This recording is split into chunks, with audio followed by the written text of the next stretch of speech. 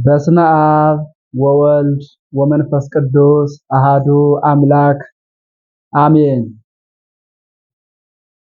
የእግዚአብሔር ምሕረትና ይቅርታ ቸርነት በእኛ በሁላችን ላይ ጸንቶ ለዘላለም ይሁንና የተወደዳችሁና የተከበራችሁ የእግዚአብሔር ቤተሰቦች የድንግል ማርያም የአስራት የበረከት ልጆች እግዚአብሔር በቅዱስ ደሙ የዋጃችሁ ምዕመናን እንደምን ሰነበታችሁ? እንደምን ሳላችሁ?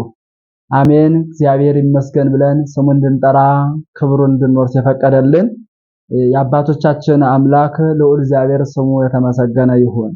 እንደተለመደው በየሳምንቱ የምናቀርብላችሁ የወርኃ የዐቢይ ጾም የታላቁ ጾማችን አራተኛ ሳምንት ላይ መጻጉዕ ላይ ደርሰናል እና እንደተለመደው የመጻጉዕን መዝሙሩን እናቀርባለን። የዕለቱ ትምህርት ይሰጣል።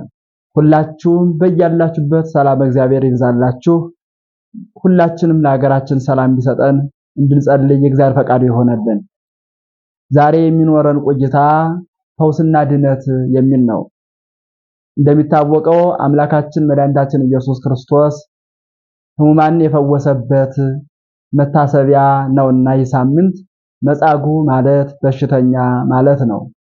ስለዚህ በሽተኛ ስለሆነ በሽተኛን ደግሞ የሚፈውሰው ባለመድኃኒት ስለሚያስፈልግ ፈዋሽና ባለመድኃኒቱና ታማሚው የሚገናኙበት በዓል ነው። በዚህ ወቅት በዚህ ሳምንት የታመሙትን የምናስብበት የተቸገሩትን የምናስታውስበት ነውና ሁላችንም መምተኞችን የምንጠይቅበት ለመምተኞች ሰላም ፍቅር የምንመኝለት ሀገራችን በተለያየ ሕመም ስለሆነች ያለችው በዘረኝነት በጥላቻ በተንኮል በምቀኝነት በተለያዩ ነገሮች ሀገራችን በብዙ ጣውረድ በሽታ ስለሆነች ሀገራችን እንዲፈውስን የእግዚአብሔር ፈቃድ ይሆንልን። ታዲያ ዛሬ የሚኖረን እንግዲህ መዝሙሩ መጻጉዕ መዝሙር አምላኩሰ ለአዳም ተብሎ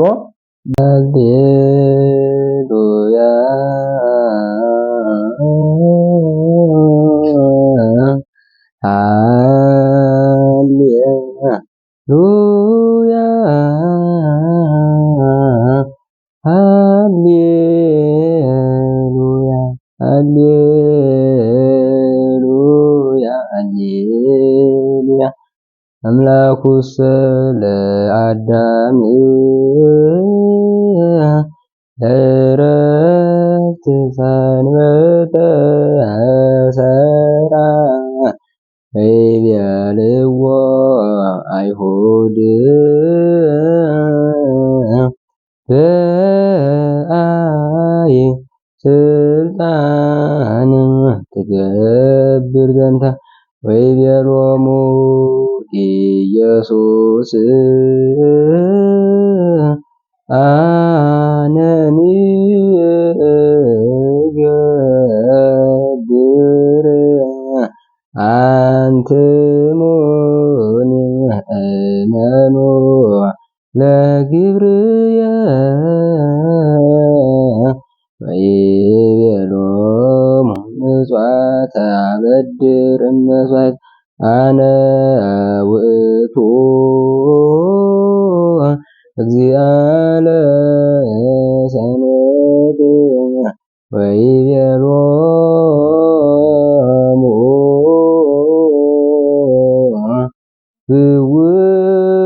ብውልኢታ እኅድግ ኃጢአተ በዲበ ምድር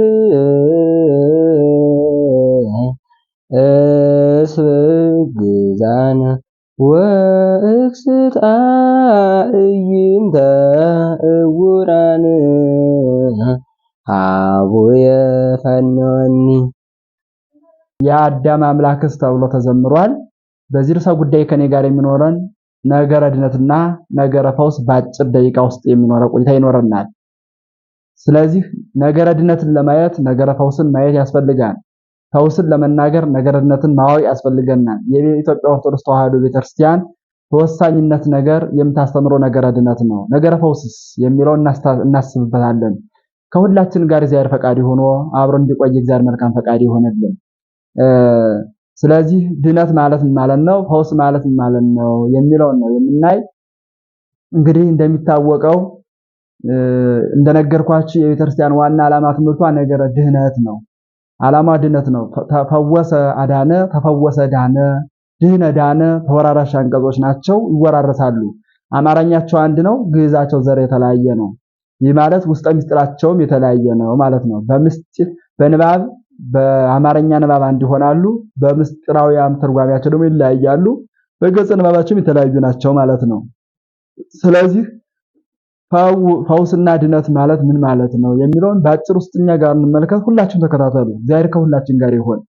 በአራት መንገድ ፈውስ ይደረጋል። በስንት አልኳችሁ? በአራት ነጥቦች በአራት ጉዳዮች ፈውስ ይደረጋል። አንደኛው የእግዚአብሔር መኖር እንዲገለጥ ነው። የእግዚአብሔር መኖር እንዲገለጥ ፈውስ ይደረጋል ማለት ነው። እንፈወሳለን። ምን ስለምን? የእግዚአብሔር መኖር እንዲገለጥ በዮሐንስ ወንጌል ምዕራፍ 9 ቁጥር አዚያው ጀምራችሁ 5:2 ላይ ስትመለከቱ ደቀ መዛሙርቱ ጌታችን ኢየሱስ ክርስቶስን ጠይቀውታል። ስለ ጤሜዎስ ስለ አይኑ ስለታመመው የአይነ በሽተኛ ስለነበረው ሰው ሲጠይቁት ምን ይላል? ወተስልወ አርዳይሁ ወይቤልወ ረቢ በኃጢአተ መኑ ተወልደ ዝንቱ እውር።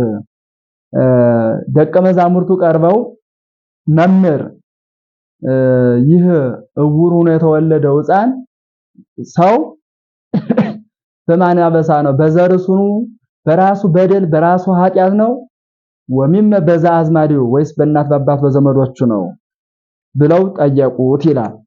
የመለሰው ክርስቶስ የመለሰው ጥያቄ ምንድነው? ወይቤሎሙ እግዚእ ኢየሱስ ይውቱ አበሰ፣ እሱም አልበደለም፣ ወይ አዝማዲሁ ዘመዶቹም አልበደሉም። ዳይሙ ከመያስተሪ ግብረ እግዚአብሔር በላይሌሁ፣ የእግዚአብሔር ሥራ በላዩ ላይ ይገለጽ ዘንድ ነው እንጂ የእግዚአብሔር መኖር እንዲገለጥ ነው ፈውስ የሚደረገው ማለት ነው። ስለዚህ የእግዚአብሔር ሥራ ይገለጽ ዘንድ ነው ከእናቱ ከመጻኢጽን ጀምሮ እውር የተወለደው ብሎ መለሰላቸው። ይህ ማለት ምን ማለት ነው? የእግዚአብሔር ጌትነቱ ከሃሊነቱ የእግዚአብሔር መኖሩ የእግዚአብሔር መግቦቱ የእግዚአብሔር አይን ያለውን አይኑን ነስቶ አይን ለሌለው አይን ሰጥቶ የሚያኖር መሆኑን የሚገልጽ ነው ማለት ነው። ስለዚህ አንደኛው መጀመሪያው ምንድነው? የእግዚአብሔር መኖር እንዲገለጥ ፈውስ ይደረጋል ማለት ነው። ሁለተኛ ፈውስ የሚሆነው የወጣኒው የደካመው ሰው ሃይማኖቱ እንዲጸና ፈውስ ይደረጋል። ሁለተኛው እንዲጸና እግዚአብሔር የሚያሳየው ምልክት ነው። ደካመው ሃይማኖቱ ያልጸናው ሃይማኖቱ እንዲጸና ደካማ የሆነው በሃይማኖቱ ጠንካራ ይሆን ዘንድ እግዚአብሔር የሚያሳየው ምልክት ነው። ምክንያቱም ደካማ በሃይማኖቱ ቡሩክ ነው፣ ቀናይነት አለ፣ ገራገር ነው። እንደዚያው ነው። ግን ሃይማኖቱ ሳይፈወስ ሲቀር ገራገርነት የተነሳ በሃይማኖት ተጠራጥሮ ሌላ እምነት ወይም ሌላ ሐሳብ እንዳይመጣ በእግዚአብሔር ያለው እምነቱ ተጠራጣሪ እንዳይሆን እግዚአብሔር የሚያደርግበት ምክንያት ነው ማለት ነው። ሶስተኛው ፈውስ የሚደረገው ከእግዚአብሔር ከፍጹማን ጋር ያለው ፍቅር እንዲገለጽ ነው። እግዚአብሔር ከፍጹማን ጋር ያለው ፍቅር እንዲገለጽ ፈውስ ይደረጋል ማለት ነው። ስለ ወዳጆቹ ስላላቸው ፍቅር ከእግዚአብሔር ያላቸው ፍቅር እምነታቸው ጠንካራነትና ያን ደግሞ የእግዚአብሔር ፍቅሩ ይገለጽ ዘንድ እኛ ሰው እንዲጸኑ ፍቅራቸው እንዲገለጽ በእንደዚህ አይነት ፈውስ ይደረጋል ማለት ነው። አራተኛው ወንጌል ከሁሉ እንዲደርስ ወንጌል ለመስበክ እንዲመች ለማስተማር እንዲሆን የወንጌል መስበኪያ መንገድ ነው። ወንጌል የሚሰበክበት መንገድ ታምራት ሲደረግ በወንጌል ብዙ ታምራት ተደርገዋል። ስለዚህ ወንጌል የሚነገርበት የወንጌል ትምህርት የሚሰጥበት የእግዚአብሔር ዓላማ መንገድ የሆነ ነው ማለት ነው። ስለዚህ በአራት መንገድ ፈውስ ይደረጋል ማለት በእነዚህ መንገድ ፈውስ ይደረጋል። እነዚህን ከያዝነ በሰባት የሚደረግባቸው ደግሞ በሰባት አካላት ላይ ፈውስ ይደረጋል። ቢያንስ በትንሹ በሰባት አካላት ላይ ፈውስ ይደረጋል። በእነዚህ በሰባት ጉዳዮች ፈውስ ይደረጋል። እስካሁን አራት ያልኳቸው ፈውስ የሚደረግባቸው ዓላማ ናቸው። አሁን ደግሞ ፈውስ የሚደረግባቸው አካላት ምን ናቸው የሚለውን ለማየት እንሞክራለን። ምክንያቱም በመጽሐፉ ብዙ ፈውስ የሚደረግባቸው ነገሮች አሉና ከነዚያ መካከል የተወሰኑትን ለማንሳት ነው የምሞክረው። እንግዲህ በሰባት አካላት ይደረጋል ብያችኋለሁ። አንደኛው በቅዱሳን አበው ፍጹማን የሚደረግ ፈውስ ነው።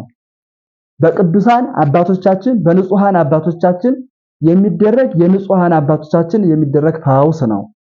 እሱ ማለት ምን ማለት ነው? በመጽሐፍ ቅዱስ እንመለከተው ቅዱሳን ሐዋርያትን ጌታችን ኢየሱስ ያስተምሩላቸዋል። ዱያነ ፈውሱ ሙታነ አንጹ ለለምጽ አንጹ አጋንንት አውጹ። ዱያንን ፈውሱ ሙታንን አንጹ አጋንንትን አውጡ ብሎ ለምጻሞችን አንጹ ብሎ ለሐዋርያት ስልጣን ሰጥቷቸዋል። የማቴዎስ ወንጌል ምዕራፍ 10 ቁጥር 1 ጀምራችሁ ስለ ሐዋርያት ስልጣን ስለተሰጣቸው ነገር እንመለከታለን። ለማሳያ ያክል ነው እንጂ ብዙና ብዙ ነው። እኔ የመረጥኳቸውን ማን ከሳቸዋን ማን ሲወቅሳቸዋን ብሎም በቅዱስ ጳውሎስ መልእክት በሮሜ ላይ 8 ላይ ተጽፏልና ስለ ቅዱሳን የተሰጣቸው ክብር በጣም በርከት ያለ ነው። ስለዚህ በቅዱሳን አበው ፍጹማን ሊደረግ የሚችል አለ። ለማሳያ የሚሆነን የቅዱስ ጴጥሮስ የፈወሳቸው ሰዎችና ያደረገው ፈውስ ነው። በሐዋርያት ሥራ ምዕራፍ 5 ቁጥር 15 ላይ ቅዱስ ጴጥሮስ አልፎ ሲሄድ ጥላቸው ሲያርፍባቸው የሚፈወሱ ዲያን ነበሩ። ቅዱሳን ሐዋርያት ቅዱስ ጴጥሮስና ቅዱስ ጳውሎስ በተለይ ሲሄዱ መንገድ ላይ አባቶቻችን እንዳስተማሩን ጧት ሲሆን ድውያኖች በምስራቅ በኩል ይጠብቃሉ፣ በምዕራብ በኩል ሆነው ይጠበቃሉ። ማታ ሲሆን በምስራቅ በኩል ሆነው የማታው ጥላ ወደ ምስራቅ ስለሚሆን ማታ ላይ በምስራቅ ሆነው ቅዱስ ጳውሎስና ቅዱስ ጴጥሮስ ሲያልፉ ጥላቸው እንዲያርፍባቸው ብዙ ድውያን ብዙ በሽተኞች ከታች ላይ ሆነው ጥላቸው ሲያርፍባቸው ብቻ ይፈወሱ ነበረ። በጥላቸው ብቻ የቅዱሳን ክብር ለየት ያለ ነው። በጥላቸው መፈወስ የሚችሉ አባቶቻችን በእውነት በረከታቸው ይደረሳል። ይሄንን በሐዋርያት ሥራ ምዕራፍ 5 ቁጥር 15 ላይ ማየት ይቻላል ሙሉ። ሌላው ቅዱስ ጳውሎስ በልብሳቸው ጫፍ በልብሳቸው በተቆረጠ ልብሳቸው የነሱን ልብስ የዳሰሰው ሁሉ ይድን ነበረ። ቅዱስ ጳውሎስ በሐዋርያት ሥራ ምዕራፍ 19 ቁጥር 11 ላይ የልብሱን ቁራጭ ወስደው ሲያስነኳቸው ድውያን ይፈወሱ ነበር። ከዚያ ላይ መመልከት ያስፈልገናል። ሌላውንም የሐዋርያት ሥራ ምዕራፍ 3 ላይ ቁጥር 1 ጀምሮ ቅዱስ ጴጥሮስና ቅዱስ ጳውሎስ እንዴት እንዳዳነው እዚያ ላይ ይገለጻል ማለት ነው። ስለዚህ አንደኛው በቅዱሳን አበው ፍጹማን ሊደረግ ይችላል የሚደረግ ፈውስ አለ ማለት ነው። ሁለተኛው በእምነቱ በጸበሉ በመስቀሉ በንዋየ ቅድሳቱ ፈውስ ይደረጋል። በጸበሉ እንደምታውቁት ታላላቅ አባቶቻችን በመጽሐፍ የተጻፉ ኢዮብን የመሰለ አባት በውሃ ተጠምቆ ድኗል። ለስንት ዓመት በቁስል ሰውነቱ ተልቶ ሚስቱ ጠልታው እስከምትሄድ ጠላቶች መዛባቻ እስከሚያደርጉበት ሰይጣን ልጆቹን ንብረቱን ከብቱን ሁሉን ነገር የወሰደበት ኢዮብ ታጥቦ የዳነበት ከደዌው የዳነበት ውሃ ነው፣ ተጠምቆ ነው። አማናዊ ጥምቀት ሳይሆን ምሳሌያዊ ጥምቀት ቢሆንም በጥምቀት ድኗል። ስለዚህ በእምነቱ በጸበሉ በቅዱሳት መካናት በመሄድ በመስቀሉ በመዳሰስ በጽናሃው በጣኑ ሽታ የመፈወሱ አለ። ለዚያ በዚያ ሊሆን ይችላል ፈውስ ላይደረግም ይችላል። የማይሆን ለሰውም ሊሆን ይችላል፣ የሚሆንለት እንደ እምነቱ ሊደረግለት ይችላል ማለት ነው። ስለዚህ በእንደዚህ አይነት ለምሳሌ ኒማን ሶሪያዊ በዮርዳኖስ ወንዝ ታጥቦ ከለምጹ ድኗል ማለት ነው። ለማሳያ ያክል የጥምቀት ምሳሌ ነው፣ ለማናዊ ጥምቀት ምሳሌ ነው። ሶስተኛው በሰውየው የእምነት ጽናት ይደረጋል። የሚደረጉ ፈውሶች አሉ። ለምሳሌ ማቴዎስ 8 ላይ አለ፣ ማቴዎስ 15 ላይ አለ። ሃይማኖትኪ አህየወተኪ ሃይማኖትከ አህየወተከ፣ ሃይማኖትሽ አድኖሻል ሃይማኖትህ አድኗ ተብሎ እንደ ሰውየው እንደ እምነቱ ጽናት እንደ ሃይማኖቱ ጽናት እንዳለው አመለካከት እግዚአብሔር ያደረጋቸው ፈውሶች አሉ ማለት ነው። ለዚሁም ማሳያ ለ12 ዓመት ደም ሲፈሳት የነበረችው ሴት እምከመገሰስኩ ጽንፈ ልብሱ አሃዩ፣ የልብሱን ጫፍ ከደከው እፈወሳለሁ አለች።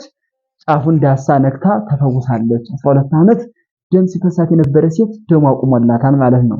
የእግዚአብሔር ፍቅር በሁላችን ላይ ይሁን። አራተኛ በእጽዋት የሚደረግ ነው። አጠር ለማድረግ አራተኛ በእጽዋት የሚደረግ ፈውስ አለ። ነብዩ ኢሳይያስም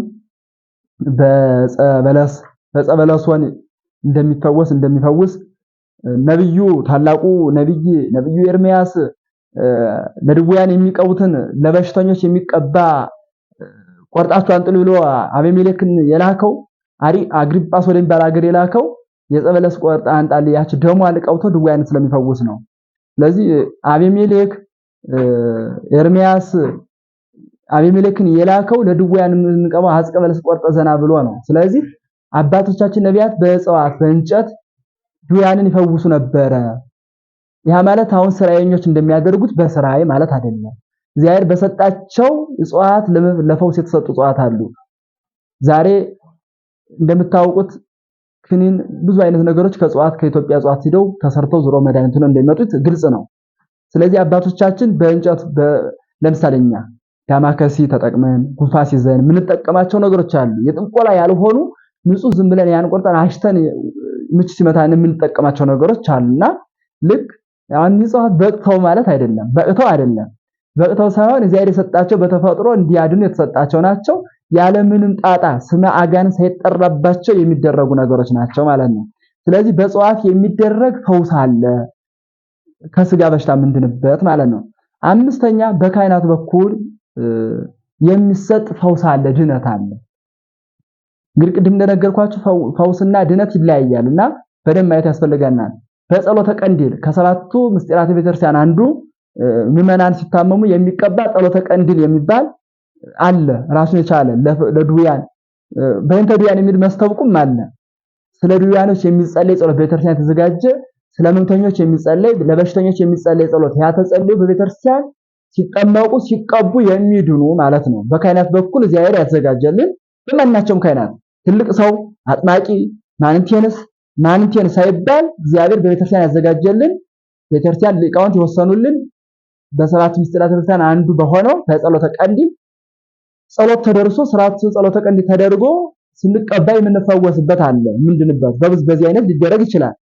ስድስተኛው ፈውስ በአጋንንት ይደረጋል። በአጋንንት ፈውስ ይደረጋል። መተተኞች ያደርጋሉ። እንደውነት ነው፣ የታወቀ ነው። አብዛኞቹ አጥማቂያን መተተኞች ናቸው። ነው ለመናገር ከሆነ ሳንፈራ ልባችን ሞልተን የምንናገር አብዛኞቹ አጥማቂያን በመተት ነው የሚያጠምቁ። ከእግዚአብሔርና ከወንጌሉ ሕግ የወጣ ስርዓት ነው የሚደረገው እና ምን ማለት ነው? የማቴዎስ ወንጌል ምዕራፍ 7 ቁጥር 21 ላይ በስምህ አጋንንትን አወጣን፣ በስምህ ኃይልን አደረግነ ወገበርነ ብዙ ኃይላት ብዙ ኃያል ታላላቅ ነገር አደረግነ ይላሉ። ነገር ግን እግዚአብሔር አላውቃችሁም ይላቸዋል ይላል። አያውቃችሁም አያደርጉም አላለም።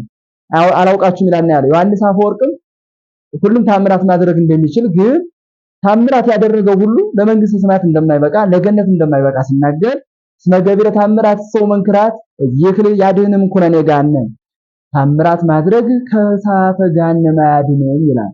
አያችሁ ዛሬ ታምራት ሲደረግ ታምራትን አይቶ የሚማረክ ሰው ሁሉ በስህተት እንዳይጓዝ። ምክንያቱም ታምራት አጋንንትን ያደርጋሉ። አጋንንትን ታምራት ያደርጋሉ። በማቴዎስ ወንጌል ምዕራፍ 24 ላይ ተጽፏል። ስለዚህ አጋንንትን ታምራት ስለሚያደርጉ ታምራት የሚያደርግ ሁሉ የመንግስተ ሰማያት ባለቤት ነው ሊባል አይችልም። መለኪያ አለው፣ ቅድስና አለው። እውነተኛና ውሸተኛነቱ በወንጌል የተመዘነ ነው። ቅዱስነታቸው ከምን አንፃር ነው? የሚችሉት በምን አንፃር፣ የማይችሉት በምን አንፃር ነው? በወንጌል የሚመዘን አለ ማለት ነው። ስለዚህ በአጋንንት በኩል ፈውስ ይደረጋል ሲባል በቅተው ሳይሆን የስህተት ታምራት ስለሚደረግ ፈውስ ይደረጋል። ግን እግዚአብሔር አላውቃችሁም ይላቸዋል ተብሎ ተጽፏልና እንድንጠበቅ እግዚአብሔር ፈቃድ ይሁንልን። ሰባተኛው በአጠቃላይ መጨረሻው የሚሆነው ሰባተኛ ነው። ከራሱ ከእግዚአብሔር ባህሪ ከእግዚአብሔር ይሆናል ይደረጋል። እግዚአብሔር በቅዱሳኑ አድሮ በሰዎቹም ነጽናት በተለያዩ ነገሮች በቅዱሱ ቦታ አንጻር ሆኖ እግዚአብሔር የሰዎችን ቅንነት ውስጡን ኩላሊትን የሚያውቅ እግዚአብሔር ስለሆነ በሚያውቀው ነገር ሁሉ ሊፈውሰና ሊያድነን ይችላል ማለት ነው። ለምሳሌ ግብፃውያንን በ10 መቅሰፍት በ10ኛ ሞተ ስጥመት የቀጣቸው እሱ ነው። እንደገና ያን ያስወግደላቸው ደግሞ ሲሳከሉ ደግሞ እሱ ነው። ያቆሰለ እሱ ነው።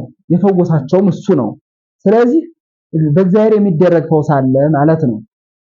ታዲያ እንዲህ ከሆነ ድነትና ነገረ ፈውስ እንዴት ነው ካነ ፈውስ ማለት እንግዲህ ኦሪት ዘፍጥረት ምዕራፍ 6 ቁጥር 9 ላይ ጀምሮም የተጻፈ አለ። አባታችን ኖህ በመርከብ ላይ ሆኖ ዓለም ሲቅለጠለጥ ዓለም ሲጠፋ በመርከብ አማካይነት ከጥፋት ውሃ ድኗል። ምንም የጥምቀት ምሳሌ የዳግም የምጽአት ምሳሌ ቢሆንም የኖህ በመርከብ ላይ መዳኑ ግን ለጊዜው ከዚያ ከመጣው ባህር ከመጣው ኃጢአተኞች ካመጡት በመርከብ አማካይነት ድኗል። ይሄ ፈውስ ማለት ዳነ ይባላል። ሌላው ንዕማን ሶርያዊ ከለምጹ በዮርዳኖስ ወንዝ ታጥቦ ድኗል ማለት ነው። እንደዚሁ ቅድም እንደነገርኳችሁ አባታችን ኢዮብ በውሃ ታጥቦ ድኗል። ይሄ ፈውስ ነው። እዛ ይሁድም ከሐማ ተንኮል በአስቴርና በተለያየ በብሉይ ኪዳን በጾም ይድናሉ። በባለመድኃኒት ይድናል። አንድ ሰው በባለመድኃኒት ለምሳሌ ባለመድኃኒት ዶክተር ህመምተኛውን አክሞ ሲመረምረው እሱ በጸሎት ተገልጾለት ሳይሆን መሳሪያው ስላለ በመሳሪያው ህመሙን በሽታውን የሚያሳይ ነገር አለ። በሽታውን የሚያሳየውን በመሳሪያው በሽታውን ይሄና ያ ደግሞ የመድኃኒቱ የሚሆነው ለበሽታው ደግሞ የሚሆነው የተዘጋጀውን ደግሞ የታዘዘለትን ይሰጠዋል። አሁን ይህ ሰው በቅቶ ነው አይደለም። በቅቶ ሳይሆን መሳሪያው ስላዘዘለት በመሳሪያው ነው። በእንደዚህ አይነት ሰው ይድናል። የሶርያ ንጉስ ወልደ አዴር ከበሽታው ድኗል። መጽሐፈ ነገሥት ሁለተኛ 8:7 እስከ 10 ድረስ ባለው መመልከት ይቻላል ማለት ነው። ስለዚህ ፈውስ ማለት ከመጣብን በሽታ ከታመምነው ወባ ሊሆን ይችላል፣ ያጋንንት መተት ሊሆን ይችላል፣ የሚፈልጠን ራስ ፍልጠት ሊሆን ይችላል። ቅዱሳን ታመዋል። ቅዱስ ጴጥሮስ ታመዋል። ቅዱስ ጳውሎስም ታመዋል። ዘይደጉፀኒ መላእክተ ሁበኒ የሚገርፈኝ መልአክ ተሰጠኝ እስከማለት ድረስ ቅዱስ ጳውሎስ ታሟል። ስጋዊ በሽታ ታሟል። ያ ስጋዊ በሽታ ግን የዘላለማዊ ድነትን የሚከለክል አይደለም። እንደገና ደግሞ ከደዌው ስለተፈወሰ ስለዳነ ደግሞ የዳነ ደግሞ ለዘላለም ድኗን ማለት አይደለም። ስጋዊ ቁስል እግራችን፣ ሰውነታችን፣ ሆዳችን ኦፕሬሽን ልንሆን እንችላለን። ያ ከዚያ ሁሉ መዳን ፈውስ ይባላል። ባንድን ግን የእግዚአብሔር ሰዎች አይደለንም ልንባል አንችልም። የእግዚአብሔር ሰዎች ነን። ይሄ ፈውስ ስጋዊ በአጠቃላይ ባጭሩ ፈውስ የሚባለው ከስጋዊ ብቻ ድነት የምንላቀቅበት ማለት ነው። ከስጋዊ ቁሳቁሳችን ከዚህ ዓለም ከሆነ ሁሉ የምንላቀቅበት ነው። ምክንያቱም አረማዊም ይሆናል፣ ክርስቲያናዊም ይሆናል፣ ፕሮቴስታንታዊ ሊሆን ይችላል፣ ካቶሊካዊ ሊሆን ይችላል። ማናቸው ሰው ከስጋዊ ቁስል ሊፈወስ ይችላል። ያ ከስጋዊ ቁስል ይፈወሳል፣ ይድናል። ከስጋዊ ቁስል ስለተፈወሰ ግን ለዘላለም ድነት ድኛለሁ ማለት ስለማይቻል ድነት ራሱን የቻለ በኢየሱስ ክርስቶስ የሚደረግ ክርስቶስ ሰው በመሆኑ ያመጣው አዳም በመበደሉ በአዳም ምክንያት የአዳምን በደል ተቀብሎ ያንን ክሶ በካሳ የሄደው ልጅነት መልሶ ለገነት ለመንግስተ ሰማያት ያበቃበት ነው ድነት የሚባለው። የሄደውን በ40 ቀን ያገኘነው ልጅነት በአዳም ምክንያት ሆኖ ነበር። ያንን በተለያዩ ክርስቶስ በከፈላቸው ከዕለተ ጽንስ ጀምሮ እስከ ዕለተ ዓርብ ድረስ በከፈላቸው መስዋዕትነትና ዋጋ የመጣ ነገረ ድነት ነው፣ ነገረ ክርስቶስ ነው። በዚህም የእመቤታችንና የቅዱሳን ሱታፌ ያለበት ቅዱሳን እግዚአብሔርን ይዘው በሚሰሩት ቅዱስናቸው ድንግል ማርያም ክርስቶስን ወልዳ በማስገኘቷ የሷ ስጋ በመሆኑ በኪ ድነ ዓለም ወበወልድኪ ኮነ ሰላም፣ ባንቺ ዓለም ዳነ በልጅሽ ሰላም ሆነ ብሎ ቅዱስ ያሬድ እንደነገረን በእመቤታችን ዓለም ድኗል ማለት ነው። ኢየሩሳሌም ማለት ሀገር ሰላም ማለት ነው። ኢየሩሳሌም የተባለች እመቤታችን ናት። የሰላም ሀገር የሰላም ከተማ የተባለች ድንግል ማርያም ናት። እግዚአብሔር ዓለምን ለማዳን ይህን ዓለም ለማዳን ሰውን ለማዳን ምክንያት ያደረገው የድንግል ማርያም ስጋ ነው። ከዛም ደግሞ መኗሪያ ያደረገው ሀገር እግዚአብሔር ተነበዩ ለሌሊት ያብያቶ መንከራተ ብሎ ኢየሩሳሌምን ሀገር እግዚአብሔር በኋላ እመቤታችን ናችን ነገር በእንቲያች ሀገር እግዚአብሔር ስላንቺ ድንቅ ነው የተነገረልሽ ነገር ድንቅ ነው ተብሎ 9 ወር ከ5 ቀን ማይጸኗን ከተማ አድርጎ መላእክት በማይጸኗ ጌታቸው ሆኖ ቅዱስ ቅዱስ እያሉ ከማይጸኗ እስከሚያመሰግኑ ድረስ ከተማ አድርጎ የኖረባት ማይጸን የድንግል ማርያም ማይጸን ነው። ስለዚህ የዓለም ድነት ሱታፌ ያላት ድንግል ማርያም ማለት ስለዚህ ነው። ዓለምን ሲያድን በድንግል ማርያም ምክንያት ነው። በድንግል ማርያም ስጋ ነው።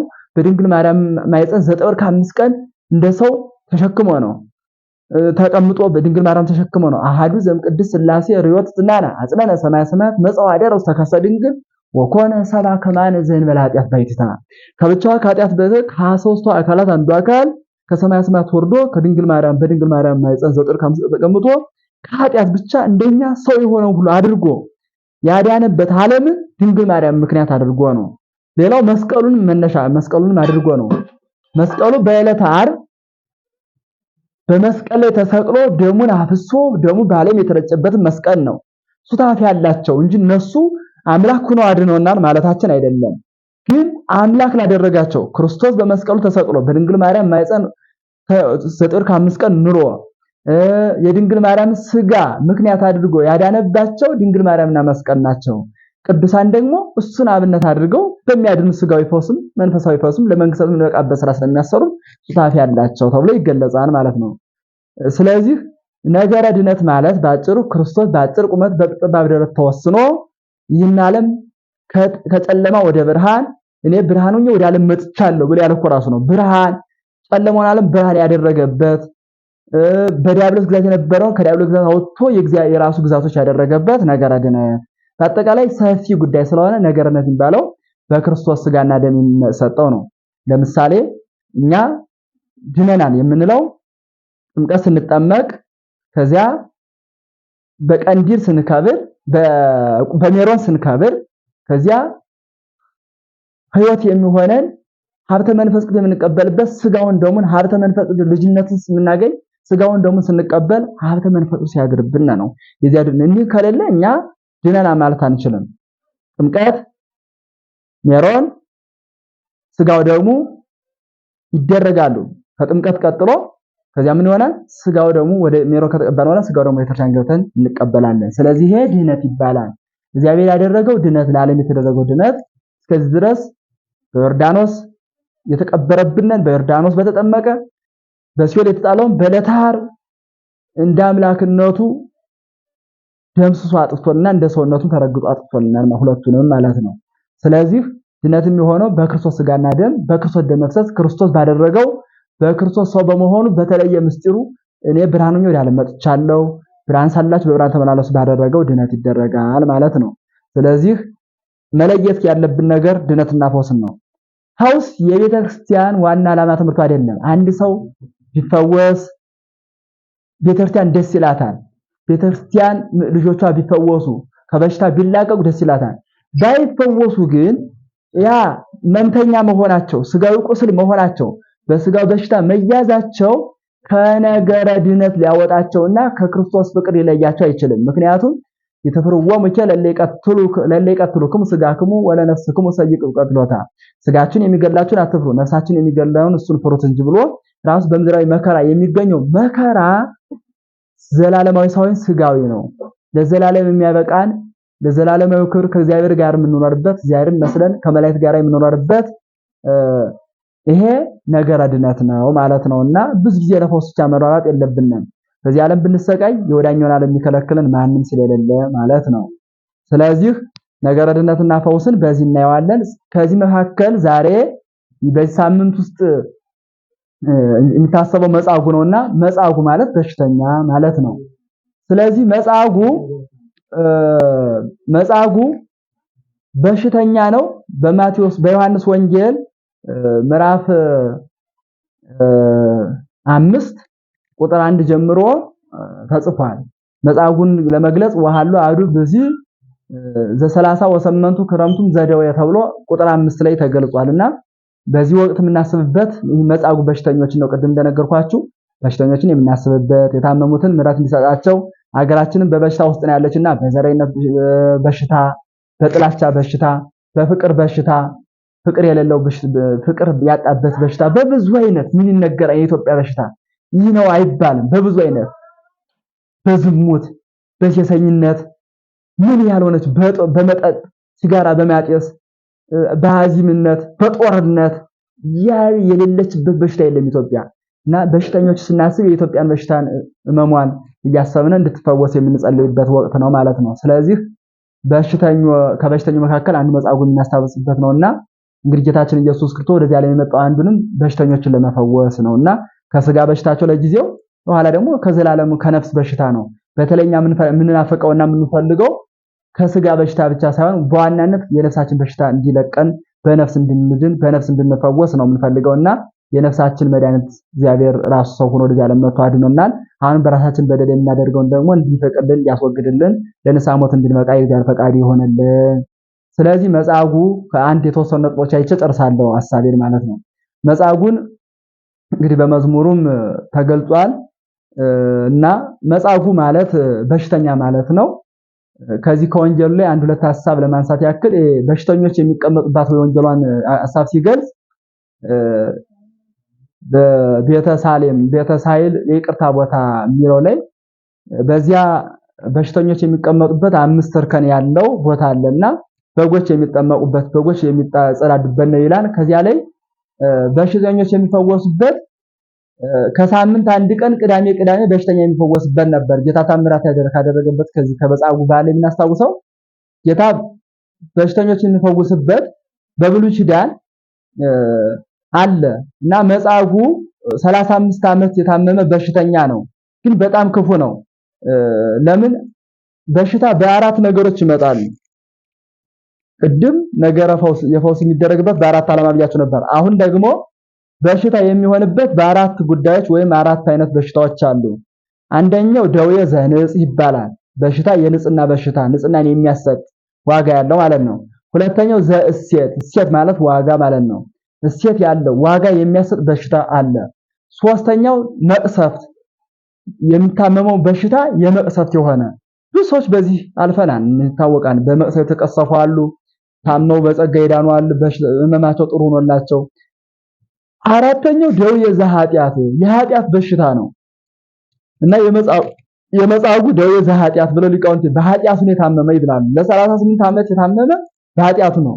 አደራችሁን ኦርቶዶክሳውያን የክርስቶስ ቤተሰቦች አማኞች የቅድስት ድንግል ማርያም የአስራት የበረከት ልጆች የቅዱሳን መላእክት ረዳትነታቸውን የምናምን ቅዱሳን ጻድቃን ሰማዕታትን አማላጆቻችን ብለን የምናምን እነ ገብረ መንፈስ ቅዱስን እና አቡነ ተክለ ሃይማኖትን ብርሃነ ዓለም ኢትዮጵያዊ ብርሃነ ሃይማኖት ተክለ ሃይማኖትን ትምክህት አድርገን የምንይዝ እነ ክርስቶስ ሰምራ እነ ፍቅርተ ክርስቶስን እና አርሴማን ያዝነ ኢትዮጵያውያን ኦርቶዶክሳውያን በኃጢአት በሽተኞች እንዳንሆን በእውነቱ መጣር አለብን።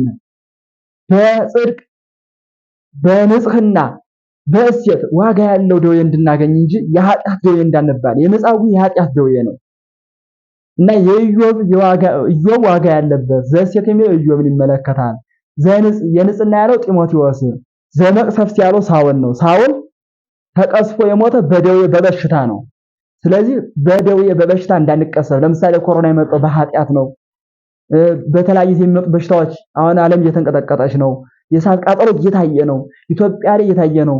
ግብረ ሰዶም ሲሰራ ያን የሚያሳየው እኔ እግዚአብሔር እቆጣለሁ የሚል መቅሰፍት ምልክት እያሳየ ነው እና ይህ ምልክት በሚያሳይበት ወቅት የኃጢአት በሽታ እየመጣ ስለሆነ ከዚህ መጠበቅ አለብን። እንዝላልነታችን መቆም አለበት።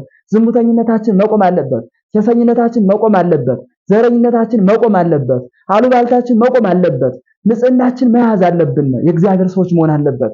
ስምንተኛው ሹ ላይ ያለን ሌላ ጊዜ አይደለም ያለነው። ስለዚህ መጠንቀቅና መጠበቅ ያስፈልገናል ስል መልእክቴን አስተላልፋለሁ እና በዚህ ጉዳይ ኃጢአት ይደረጋልና ደዌ የመጻጉዕ ደዌ ዘኃጢአት ነው ብለው አባቶቻችን ሊቃውንት አስቀምጠውልናል በትርጓሜ እና እኒህ እርከኖች 5 እርከን የተባሉት እንድናገራቸው ጌታችን ኢየሱስ ክርስቶስ ከፈወሰባቸው ከሚፈወስበት በብሉይ ኪዳን ከሳምንት አንድ ቀን ቅዳሜ ነው የሚፈወሰው። ለምን ነው ቅዳሜ ያሳምንት አንድ ቀን የሚፈወሰው? ደግሞ ከሳምንት አንድ ቀን ቅዳሜ ብቻ የሆነው ብቻ ሳይሆን አንድ ሰው ብቻ ነው የሚፈወሰው። ሁለት ሶስት ሰው መፈወስ አይቻልም።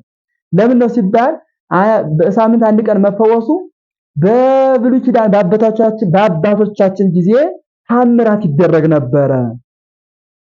ዛሬ ግን በእኛ ጊዜ ታምራት ቀረ ብለው እንዳይሉ እንዳይመጻደቁ ታምራት የለም ብለው ሕገ ወንጌልን ከመቀበል እንዳይከለከሉ ታምራት በዚህ ጉዳይ ይደረጋል። አንድ ሰው መፈወሱ ደግሞ በብሉይ ኪዳን የነበረው ድነት ፈውስ ፍጹም አይደለም። ፍጹም ፈውስ የተደረገው በጌታችን በኢየሱስ ክርስቶስ በአዲስ ኪዳን ነው ብሎ አዲስ ኪዳን በስጋው ደግሞ በቀራንዮ በፈሰሰው ደግሞ የምንፈወሰው ድነት ዘላለማዊ ድነት ስለሆነ ያ በብሉይ ኪዳን ያለው ፍጹም ድነት አይደለም ለማለት ነው። ስለዚህ 5 እርከን አለ። 5 እርከን የተባሉ 5ቱ አዕማደ ምስጢር ናቸው። በ5 እርከን የተኙ 4ቱ በጀርባ በጎን አንዱ ፊት ለፊት ናቸው በበሽተኛው የሚቀመጥበት። ከ5 እርከን የተባሉ የተኙ ድውያን የተባሉ በሽተኞች የተባሉ 5ቱ ጾታ ምዕመናን ይባላሉ። ምን ናቸው 5ቱ ጾታ ምዕመናን? ማን ማለት ነው? አንደኛ አይሩግ ሽማግሌዎች፣ ሁለተኛ ወራዙት ወጣቶች፣ ሶስተኛ አንስት ሴቶች ማለት ነው፣ አራተኛ ካህናት፣ አምስተኛ መነኮሳት ተብለው ይገለጣሉ።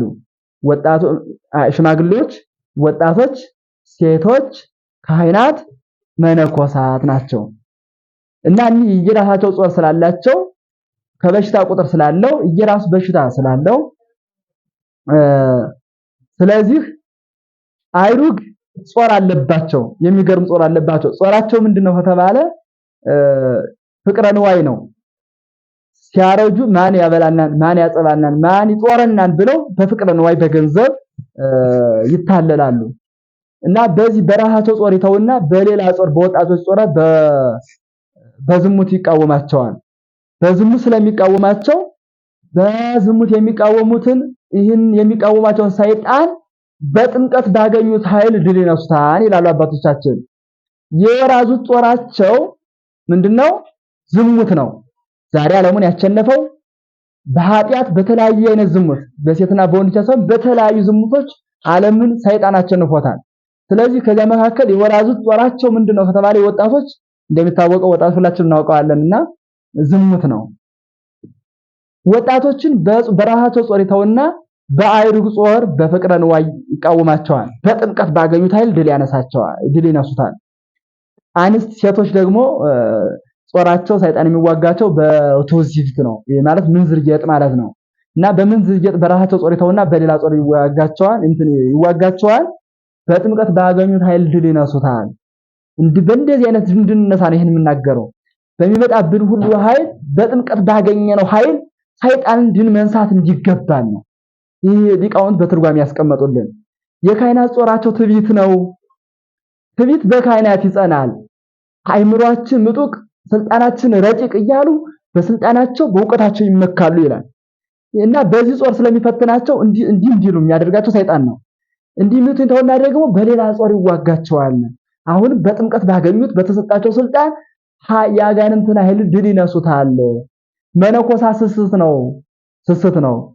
ስስት በመነኮሳት ይጸናል ይላል። በዚህ አጋጣሚ ስስት በመነኮሳት ከተባለ አሁን አጥማቂያን ገንዘብ የሚሸቅሉትን ታዋቂ መሆን ከቱዳስ የሚያታልላቸው ስስት በመነኮሳት ስለሚጸና ነው። ገንዘብ መሸቀያ ነው። እውነቱን ልንገራችሁ የመነኮሳት አጥማቂያን ታዋቂ መሆን ፍላጎት የገንዘብ መሰብሰቢያ ዘዴ ነው። የቤተ ክርስቲያን ትምህርት የወንጌሉ ሕግ ሲታወቁ መንናችሁ በማትታወቁበት ቦታ ሂዱ፣ ራሳችሁን በማይታወቅ ቦታ ሂዱ መንኑ። ባይታዊ ማለት ሰው ጋር የማይኖር ብቸኛ ማለት ነው። ዛሬ ደግሞ ባይታውያን ማለት የገንዘብ መሸቀያ አጥማቂ ከብዙ ሰዎች ጋር መታወቂያ ውጭ ለውጭ መኪና ለመኪና አስፋልት ለአስፋልት የሚሄድ አጥማቂ ነው ያለን። ይህ የቤተክርስቲያን አስተምሮ ትቃወመዋለች። ወደርንም ጠላንም እኔ የገሌ እንትን አይደለው የገሌ አይደለም። በዚያ ሲፈልግ አንዱን ያንዱ ደጋፊ ያደርገዋል። አንዱ ሲነካ ደጋፊ የሚቃወምበት በመተት የሱ ደጋፊ ያደርገዋል። ከዚያ በኋላ አባቴን አትንኩብኝ፣ አባቴን በአባቴ በኩል የመጣ እኔ ሞታለሁ፣ እኔ ታረዳ።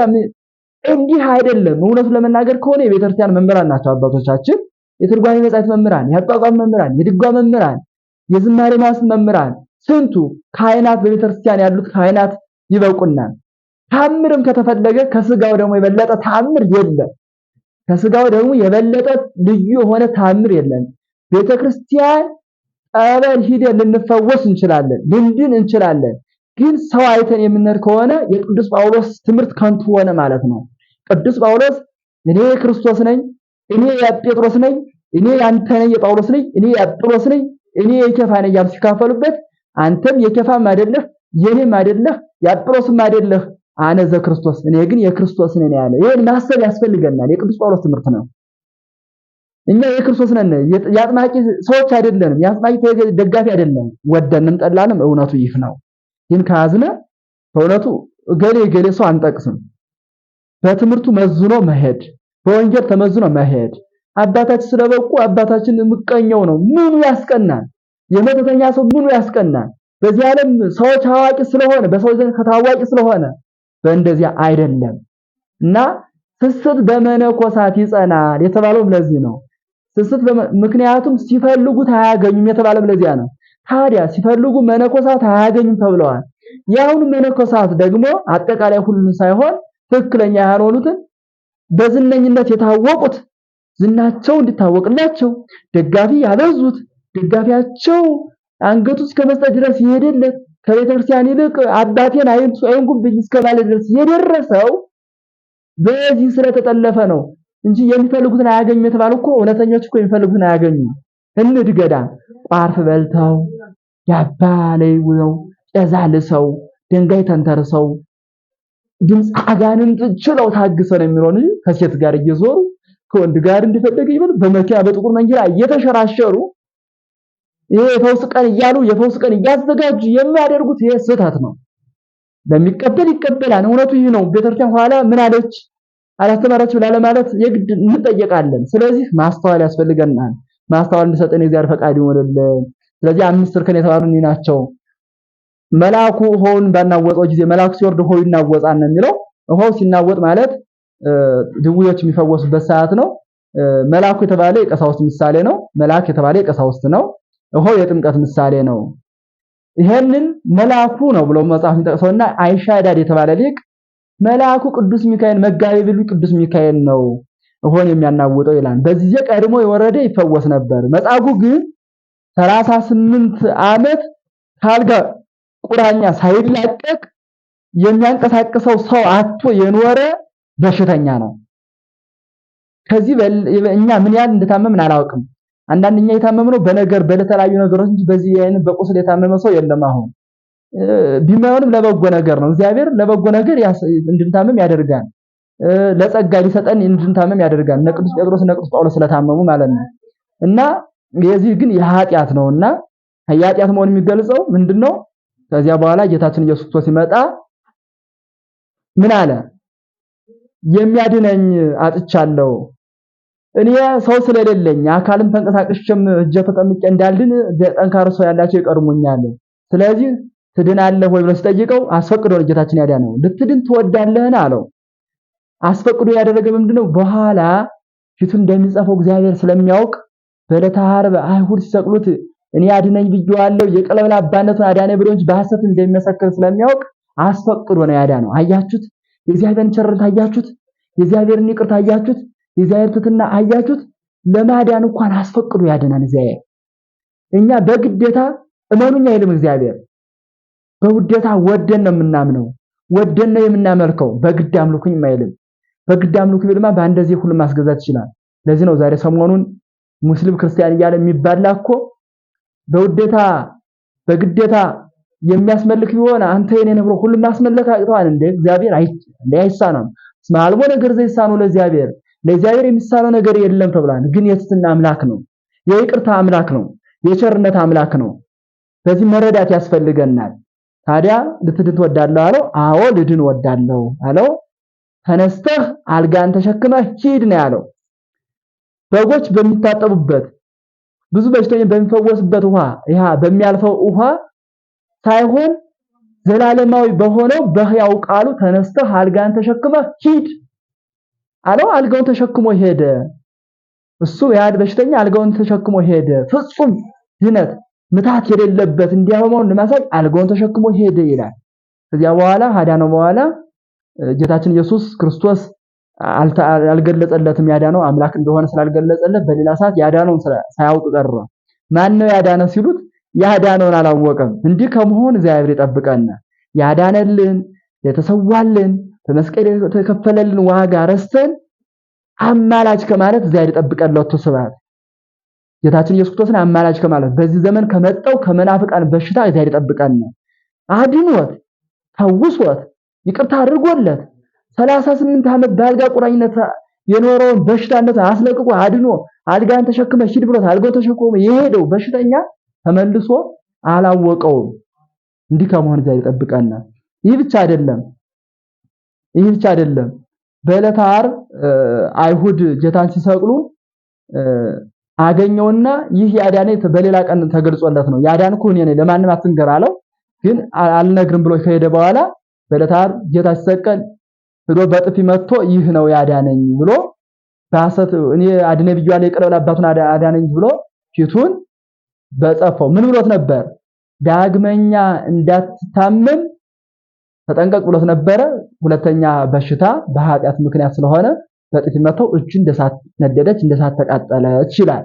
እና የተንኮለኛ ሰው ሐሳቡ መቼም ጊዜ አያምርም፣ መቼም ጊዜ ፍጻሜ የለውምና ከተንኮል እንጠበቅ።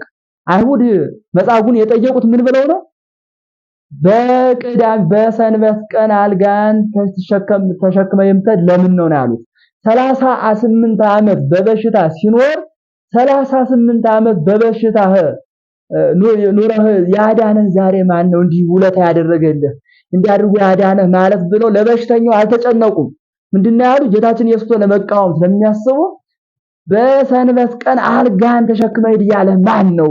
ሰንበትን የሻረ ብለው ጠመም አድርገው ነው ያደረጉት። ለዚያ ነው እሱም ጠማማ ነው እነሱም ጠማማ ሆኑ። መጨረሻው ተጣሞ ጌታችን ኢየሱስ ክርስቶስ መለኮታዊ እንትኑን በጥፊ መታ፣ እጁ እንደሳት ተቃጠለና በአጠቃላይ ያዳነንን ከማወቅ እግዚአብሔር ይጠብቀን። አይሁድም በሰንበት ቀን በሽቶችን ያድናል ብለው ከሰውታል ጌታችን። ይሄ ስህተት ነው። አልጋን ተሸክመ ሂድ ብሎ ከማዳንና በበሽታ ከመኖር የትኛው ይሻላል? በሽተኞች ማዳን የቤተክርስቲያን እንደውም ዋና ዓላማው ጽድቅ ኃጢአት ሳይሆን ጽድቅ ነው። በሰንበት ቀን በሽተኞችን መጠየቅ፣ ቤተክርስቲያን መሳም፣ ለበጎ ነገር መሮጥ በቤተክርስቲያን የተፈቀደ ነው እና እንዲያደርጎ ፍጻሜው ሳያምር በተሰቀለ ጊዜ ውለታ ቢስ ሆኖ አምላኩን በጥፊ መታ፣ እጁ እንደሳት ተቃጠለ ይችላልና ከዚህ በሽተኛ የምንማረው ምንድነው? በሽተኞች ስንሆን እግዚአብሔር ሲያድነን በሞተ ወልዱ ተሳለን በልጁ ሞት ይቅር አለን ብሎ ቅዱስ ጳውሎስም እንደነገረን እኛ ኃጢአተኞች ስንሆን በልጁ ሞት ይቅር አለን ይላልና ይቅር ያለን ጌታችን ኢየሱስ ክርስቶስን አምላክነቱን ሳንረሳ በአምላክነቱ ጸንተን የድንግል ማርያምን አማላጅነት ይዘን የቅዱሳን መላእክት ረዳትነት የሰማዕታትን የጻድቃን አማላጅነታቸውን ይዘን የእግዚአብሔር መንግስት ወራሾች እንድንሆን ፈቃድ ይሆንልን። እንግዲህ በዋናነት በዚህ በሳምንት በበሽተኞች በምናስብበት ሰዓት በሽተኞችን እያሰብን ችግረኞችን እየረዳን እግዚአብሔርን እየተማጸንን እኛም በሽተኞች ያለብን በሽታችን የተለያየ በሽታ ይኖርብናል። በስጋ ላንታመም እንችላለን። የጭንቀት የተለያዩ በሽታዎች ስለሚኖርብን የሰላም የማጣት የፍቅር ማጣት ብዙ ተነግረው የማያልቁ ነገሮች አሉና ከዚያ ሁሉ እግዚአብሔር እንዲፈጉሰን ፈቃድ ይሆንልን። ያስተማረን የመከረን የገሰጸን የአባቶቻችን አምላክ የተመሰገነ ይሁን። ይቆየን። የሳምንት ሰው ይበለን።